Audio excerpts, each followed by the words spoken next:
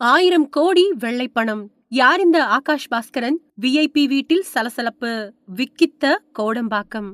சட்டவிரோத பண பரிமாற்ற வழக்குல தயாரிப்பாளர் ஆகாஷ் பாஸ்கரன் விசாரணைக்கு ஆஜராகல. அதனால அவர்கிட்ட பணம் வாங்கின நடிகர்கள் சிம்பு, தனுஷ் அப்புறம் சிவகார்த்திகேயன் இவங்க கிட்ட அமலாக்கத்துறை அதிகாரிகள் விசாரிக்க முடிவு செஞ்சிருக்கிறதாவும், சினிமா பிஆர்ஓக்கள் 2 பேரையும் விசாரணை வளையத்துக்குள்ள கொண்டு வந்திருக்கிறதாவும் தகவல் வெளியாயிருக்கு.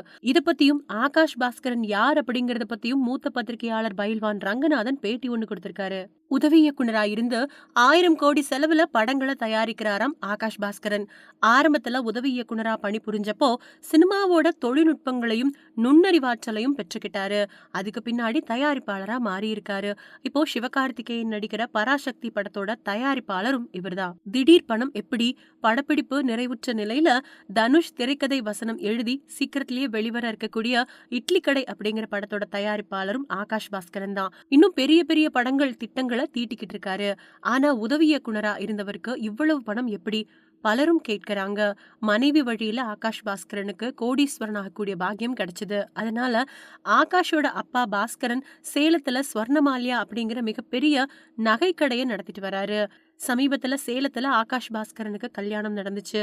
மனைவியோட பேரு தாரணி. இந்த தாரணியோட அப்பா கவின் கேர் அப்படிங்கிற பால் நிறுவனத்தை நடத்திட்டு வராரு. இந்த தாரணி யார் தெரியுமா?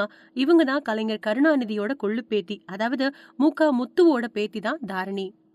அதனால மனைவி வழியில ஆகாஷ் பாஸ்கரனுக்கு பணம் வந்திருக்கு. அத சினிமாவில முதலீடு செஞ்சிருக்காரு. அமலாக்கத்துறைக்கு திடீர் பணக்காரர்களை கண்டாலே பிடிக்காது. எப்படி பணம் வந்துச்சு, எங்கிருந்து வந்துச்சு அப்படின்னு கேட்டு விசாரிப்பாங்க. அந்த அடிப்படையில தான் ஆகாஷ் பாஸ்கரன் வீடு, அலுவலகங்கள்ல சோதனை நடந்துச்சு. 1000 கோடி பிடிபட்டுச்சு அப்படின்னு சொல்றாங்க. அது எந்த அளவுக்கு உண்மை அப்படின்னு தெரியல. 2வது நாளாவும் ஆகாஷ் பாஸ்கரன் வீட்டுல ரெய்டு நடக்குது.